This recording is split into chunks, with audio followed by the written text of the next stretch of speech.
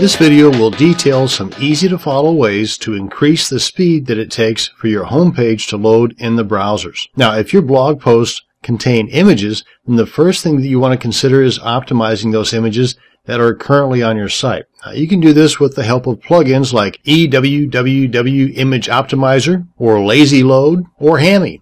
All of these can be found in the WordPress.org plugin directory. Just go to WordPress.org, go to plugins, and then do a search for that particular plugin. Or just do a Google search for WordPress Image Optimizers, and you'll have several to choose from. Now, if your homepage has a lot of image icons that link to like social media sites or background images or other images that show up on any and all of your pages, then you might want to have what are called CSS image sprites generated and put to use instead of having each individual image called on each time a page of your site is loaded into your visitor's browser. The load time speed is not increased that much by using sprites, but if your site generates a lot of traffic, then using sprites will majorly reduce the bandwidth usage. Now, to learn more about sprites, you can just simply Google CSS sprites or CSS sprite tutorials, or check out sites like SpriteCow.com or CSSsprites.com or SpriteMe.org. Okay, now that you have your awesome images all nice and optimized, you should consider using the More tag on all of your posts. For example, if we take a look at my post here, and I've got a ton of text, I've got pictures and videos, and this is all just one post, by the way.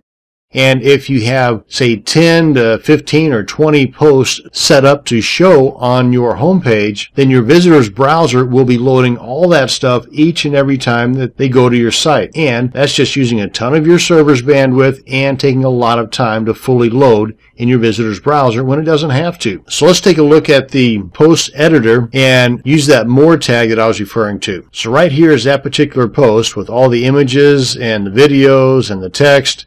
And if right up here, say somewhere in an area of the beginning of that post, you can kind of cut things off to where it might entice the visitor to click on the link to go to the rest of that post, kind of like a cliffhanger at the end of a TV show to get you to come back next week to watch the rest of it. With that thought in mind, let's say right here, I put my cursor, come on up here, and this is the More tag right here.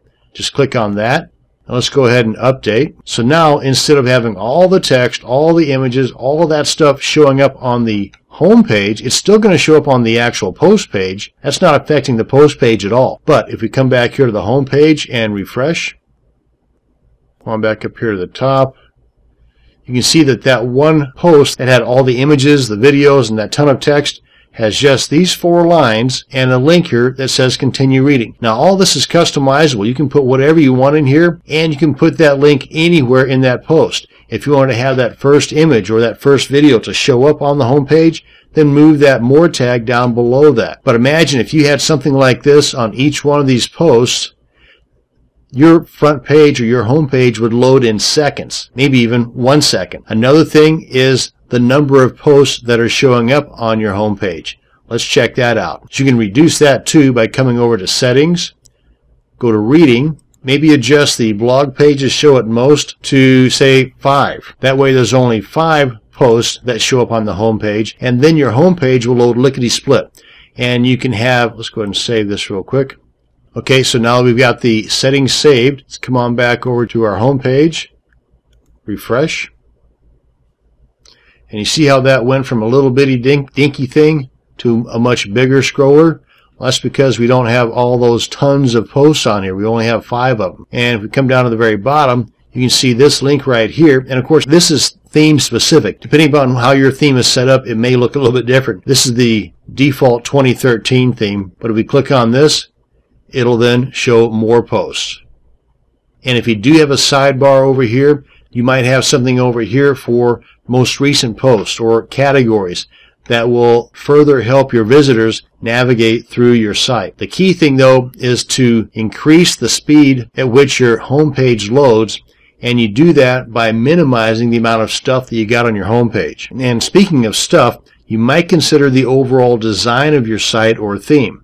If you got a whole bunch of stuff going on in the sidebars and pop-ups and flyouts and other gizmos that you're using to try and gather leads or opt-ins or sell affiliate products or AdSense ads, you might take a long, hard look at scaling some of that stuff back, especially if you find that a particular item is not working.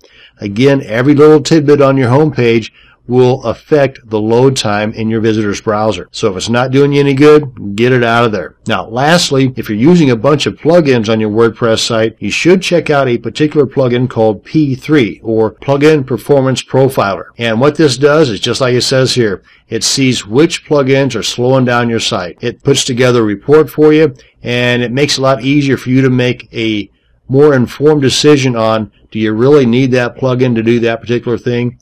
Because you can now see how it's affecting the load time of your site. And that's going to bring us to the end of this video on optimizing your WordPress homepage. Thanks for watching, and you have a great day.